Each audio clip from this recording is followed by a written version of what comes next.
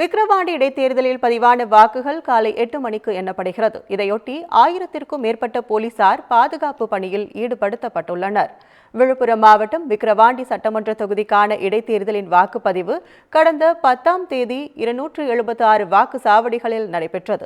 இத்தேர்தலில் திமுக வேட்பாளர் அன்னியூர் சிவா, பாமக வேட்பாளர் அன்புமணி, நாம் தமிழர் கட்சி வேட்பாளர் அபிநயா உள்பட 29 வேட்பாளர்கள் தேர்தலில் போட்டியிட்டனர். இத்தொகுதியில் மொத்தமுள்ள 2,37,031 வாக்காளர்களில் 1,95,495 பேர் வாக்களித்துள்ளனர். இதனிடையே அனைத்து வாக்குச்சாவடி மையங்களில் இருந்தும் வாக்குப்பதிவு எந்திரங்கள் வாக்கு எண்ணும் மையமான பனையபுரம் அரசு மேல்நிலைப்பள்ளி மையத்திற்கு அனுப்பி வைக்கப்பட்டு அங்குள்ள பாதுகாப்பு அறையில் வாக்குச்சாவடி வாரியாக தனித்தனியாக வைக்கப்பட்டது. இந்நிலையில் நடைபெறும் வாக்கு எண்ணிக்கையில் முதலில் வாக்கு எண்ணும் அலுவலர்கள் மற்றும் வேட்பாளர்களின் முகவர்கள் உள்ளே அனுமதிக்கப்பட்டு காலை 7 மணிக்கு தபால் வாக்குகள் எண்ணும் பணி தொடங்கப்பட உள்ளது.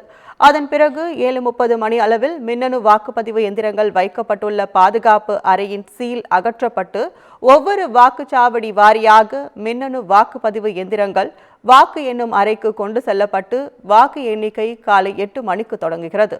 வாக்கு எண்ணிக்கை நிகழ்வுகள் சிசிடிவி மூலம் கண்காணிக்கப்படுவதோடு வீடியோ கேமரா மூலமும் பதிவு செய்யப்பட உள்ளது.